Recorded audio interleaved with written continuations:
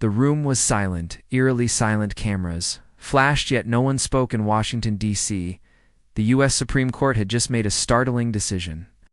They blocked Donald Trump's renewed effort to deport thousands of African and Middle Eastern refugees. Labeling them as unintegrated threats, the courtroom was filled with tension, but what no one expected was the immediate reaction from Burkina Faso. Within 2 hours, a plane touched down. Captain Ibrahim Traoré, president's soldier and symbol of African pride, stepped out, not with guards or weapons, but with a handwritten letter in his hand. He didn't come to fight, he came to speak.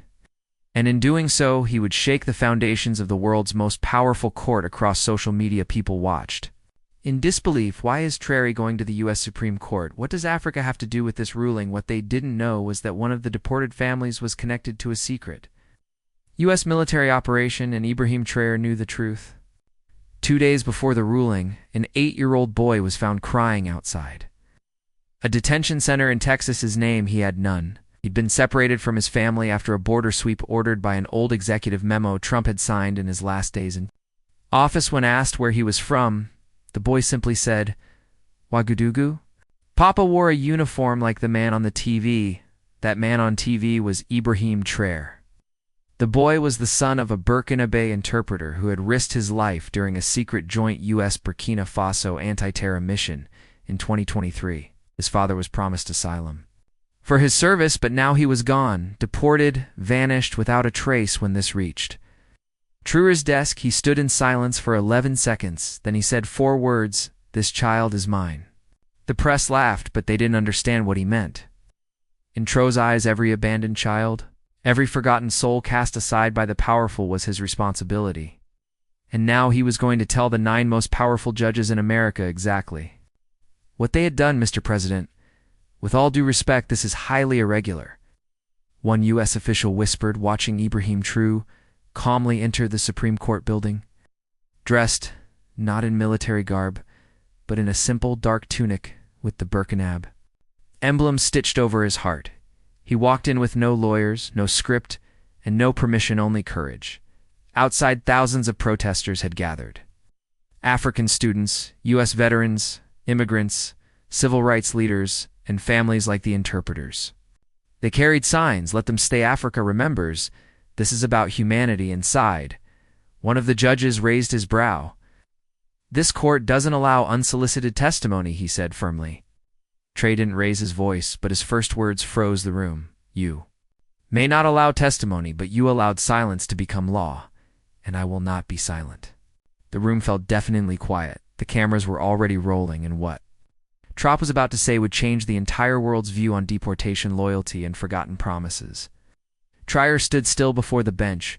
He didn't bring anger, he brought truth. 3 months ago, an interpreter working with your forces was promised safety, he said, holding up a copy of a military agreement. He translated your commands. He protected your men. He helped dismantle a terror cell that was killing both our people, and when it was over, he was told to wait for asylum processing. He paused. The courtroom was silent. Even the judges were motionless. He waited. "He believed your promise and you deported him like trash." Gasps rippled through the press. Gallery Traoré raised a small torn piece of cloth, a child's sleeve. This was the last thing his son was holding before U.S. officers took him away. He has no mother, his father vanished. He now speaks to walls at night, calling them Papa, one of the female justices covered her mouth. Traoré looked each judge in the eye and whispered, "If this child was born in Texas instead of a Ouagadougou, would you care more?" The world was watching, and in that moment, it began to weep. Outside the court, video footage emerged, a leaked clip from a border facility. In it, the Burkinabe interpreter, hands tied, was being mocked by border agents. They called him the African rat. They called his son a future terrorist. One voice said, "Ship them back, or better bury them in the desert." That video went viral in under an hour. Inside the court, Traoré remained composed, but his voice cracked. "My people are not dogs. My people have names. My people saved American lives while your own citizens hid behind armored drones." He turned slowly toward the cameras, and this is not just about Burkina Faso. This is about Syria, Sudan, Haiti, Palestine, Colombia, refugees who were used and then forgotten. Tears rolled down a black law clerk's cheek. Across African cities, crowds gathered in public Squares watching live, one elderly woman whispered in Moe, "He speaks for all our children."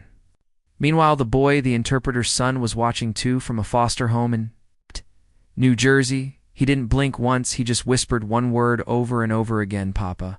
For the first time in decades, the Supreme Court justices requested a break mid-session, but Traore refused to leave.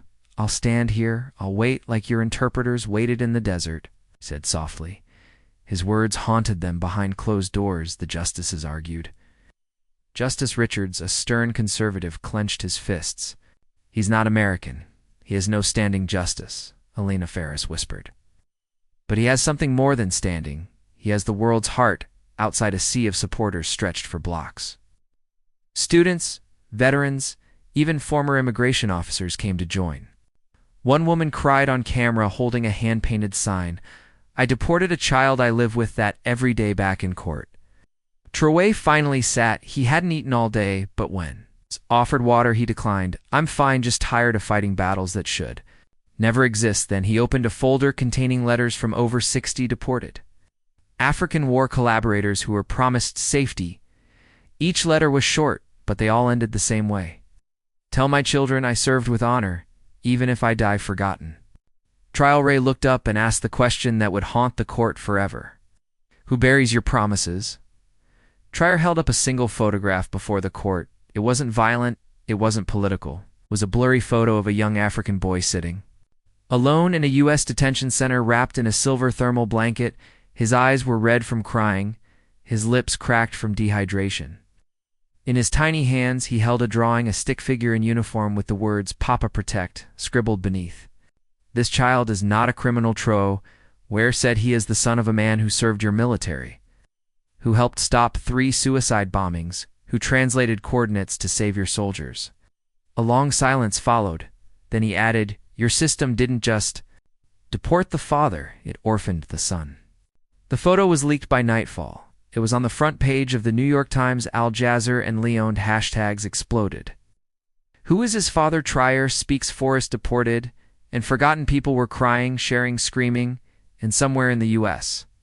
In a quiet foster home, the little boy was staring at the TV. He whispered, "That's him."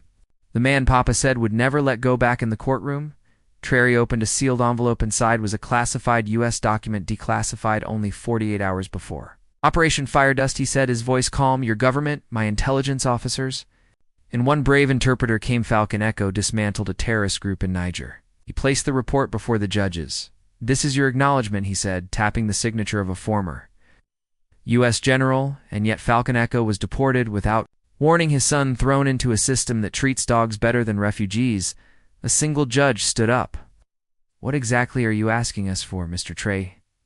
He looked the judge in the eye. "I'm not asking. I'm reminding you that justice is not paperwork. It is people outside." Crowds grew larger from Nairobi to New York. Candles were lit. Names of deported interpreters were read aloud in churches and mosques. Some were already confirmed dead.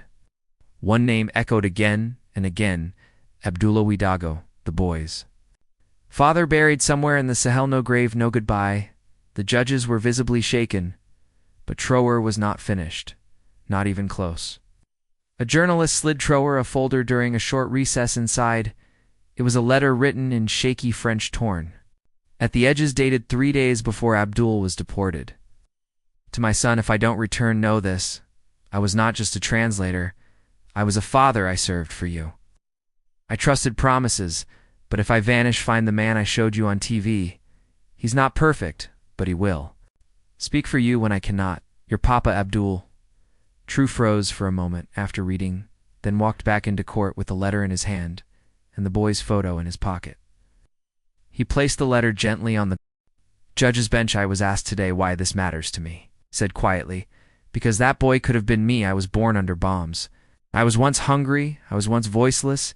His voice trembled, but never broke.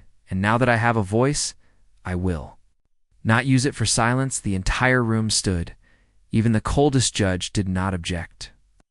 The gavel remained still because the truth was louder than law as Traoré stepped out of the courtroom for a break. He was approached by an elderly woman wrapped in a faded shawl. Her eyes were watery, her fingers trembled, as she held out a folded photo. My grandson. She whispered his name was Idris. He was taken at 15, they said. He was too old to stay. He cried in English, they didn't listen. The photo was creased from being held too often in it. A teenage boy stood beside a U.S. Marine truck, waving. He served them tea every morning. He loved them. She said, her voice cracking. They left and he was deported to a land he never knew. Trey bent down, held her hands. Where is he now? Her eyes fell. He was shot crossing the desert. They say it was an accident, a silence so thick it hurt by the time. Trey walked back inside. He carried her pain like his own. He didn't just represent a country now. He carried the grief of every family separated, every life discarded, every voice erased, and still the world wasn't listening loud enough, so he decided to raise the volume. During a special evening broadcast, a U.S. ambassador to West Africa requested a televised sit-down with Captain Traoré. Many expected confrontation. What followed stunned everyone. Ibrahim, the ambassador, said, when we signed those defense deals with your nation, we made promises. We failed to keep them. We failed you. Trey didn't speak right away. He stared at the camera, then replied, an apology does not sew a broken family. It does not raise the dead. A pause, but it is a start. The ambassador handed him a classified document. This contains the names of 47 deported men who served alongside U.S. soldiers. Some are missing. Some may still be alive. A ripple went through the world. Could some of the deported heroes still be alive? And then, just as the broadcast was about to end, Tro dropped a quiet bomb. I'm going to find them that night. His name trended again, but not just as a leader. As a brother, a witness, and a man who wouldn't let injustice fade. Quietly, 10 days later, Tro received an anonymous satellite message. It came from an unregistered line in northern Mali. It was just 14 seconds long. Captain, if this reaches you, my name is Idris. I'm alive. We're hiding, but they know we helped. They're hunting us. The audio was real. The voice matched the boy in the grandmother's photo. The courtroom paused its proceedings. The world leaned in. A UN human rights team confirmed the location as a border village between Mali and Algeria, but when they arrived, the site had already been burned. Bodies were found, none confirmed as Idris back in court. Trop held up the voice clip. Will you still say these men don't matter? He asked. No one answered. In Burkina Faso, hundreds of people began painting murals of Idris on walls. One caption said he served peace, peace betrayed him. And still the boy's fate remained unknown, but one thing was certain. Traoré would not stop until he found every last one. The Supreme Court had resumed session, but the tension felt different, heavier, right before Captain Traoré took the stand. Again, his assistant handed him something quietly, a drawing done in crayon. Traoré held it up for everyone to see. A stick-figure boy stood next to a tall soldier. The soldier had a Burkina Faso flag on his chest. The boy had no face, just a scribble. Where his mouth should be, this was drawn by a child in Niger's. Traoré said softly. His father was deported. His mother never speaks anymore. And the boy, he says he no longer remembers how to smile. The courtroom froze. I'm not here for politics, he continued. I'm here for silence, for the people whose pain never made it to the news. For the mothers holding toothbrushes of sons who never came home. A single tear rolled down a young law clerk's cheek. This is not about laws anymore, Tro whispered. This is about what's left when law forgets humanity. And for the first time during the trial, a Supreme Court justice lowered her head and wept. That same evening, an encrypted message was leaked.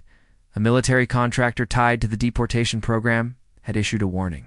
If Tro keeps speaking, security footage of his operations in Sahel will be released. It will ruin him. It will silence him. The internet exploded with speculation. Some Western analysts called for Traoré to back down. Others whispered he was just another politician chasing clout. But Traoré didn't flinch at the live forum. The next morning, he walked in with a USB stick. He looked into the camera. I know what's on here. I'll show it myself. Gasps, he plugged it in. The footage played. It showed Traoré helping wounded children in a war-torn village, carrying a boy on his back, sharing his rations with a refugee camp. Not war crimes, compassion caught on tape. The audience stood. The applause started slowly. Then it roared. I have no secrets, he said, only scars. And I wear them proudly for my people. The threat had failed, but the truth, it had set fire to the entire conversation. The UN delivered a classified file to Tro's legal team. Inside names of 400 individuals deported in the last 5 years under emergency protocols. Most had served alongside Western forces. Many had vanished after arrival, it was called. The ghostless Traoré read each name aloud during the next hearing. Voice shaking, one name caught his breath. Solely Main Dio, a young man Traoré once trained himself. A journalist shouted, "Why didn't anyone speak up before?" Traoré looked straight at the camera. Because the ones who survive carry guilt, and the ones who vanish carry silence. He paused. "Today we break both." Suddenly a woman in the courtroom screamed. She ran forward, tears streaming. "My brother is on that list," she cried. You said his name, you said his name. The guards didn't stop her. Traoré didn't stop her. He held her quietly." That clip went viral in under 30 minutes and around the world. Families began searching the ghostless, hoping, praying that someone somewhere might still be alive. The case was no longer about law. It was now about redemption, reunion, and the desperate hope that maybe, just maybe, not all was lost. The courtroom was dead silent. After 3 weeks of emotional testimonies, leaked footage, and heartbreaking revelations, the U.S. Supreme Court had reconvened to deliver its final statement everyone expected. A carefully worded judgment, but what followed nobody predicted. Justice Rivera, the eldest on the bench, stood visibly trembling. "We failed them." She whispered, "Not just migrants, but humanity. We debated laws while children grew up without parents." While war survivors were tossed into shadows, she turned to Captain Traoré. "You reminded us what justice is supposed to feel like." Then they overturned the block on the initiative and launched an emergency federal inquiry into the deportations. That had already occurred. The room erupted in disbelief, but not everyone cheered. Traoré didn't smile. Instead, he placed a single worn shoe on the table. "It belonged to a child deported 2 years ago, never found again. This is not a victory," he said. "It's a start, and we must not stop here." And just like that, justice became more than words. It became a global reckoning. 2 weeks later, Captain Traoré hosted a summit, this time in Ouagadougou. He didn't invite world leaders, he invited families. Thousands came from Syria, Haiti, Mali, Honduras. They carried photos, letters, even toothbrushes of loved ones taken and never seen again. In a quiet hall, Traoré had arranged a massive screen, a database, a memorial wall. Every name from the ghost list appeared, slowly scrolling. People screamed when they saw familiar names. Others fell to their knees. Some simply stared silent. Then something extraordinary happened. A mother from El Salvador screamed, "That's my son." Moments later, a boy stepped forward from the side, a child found in Ghana. Just a month ago, he ran to her. The entire room collapsed in tears. It was one name, one family reunited, but it was enough to make hope real again. Traoré stood silently in a corner, eyes closed. He wasn't just fighting with words anymore. He had become a bridge between pain and healing. A BBC anchor asked Traoré one last question live. "What made you do this?" "You had nothing to gain." He looked into the camera, voice heavy. Because a boy once watched his neighbor disappear, he heard the cries. He remembered the silence. That boy grew up and became a soldier. "That boy was me." The camera panned close. His eyes were wet. "I didn't come to America to argue laws. I came to hold a mirror and to remind the powerful what forgotten faces look like." The video hit 98 million views in 2 days. A global movement began. Name them all. Millions shared stories. Families were reconnected. Forgotten people were found. In Ibrahim Traoré, he returned home quietly, refusing interviews, refusing praise. But around the world, murals of his speech began appearing on walls. Children painted his words, "We do not deport pain. We carry it. We heal it." If this story moved you, if it made you cry, if it made you hope again, if it made you proud of people like Ibrahim Traoré, please like this video, subscribe to this channel, and most importantly, comment one name you'll never forget. Someone needs to read your comment and feel hope. Let's build a wall of names in the comments. Let's remind the world they were never invisible.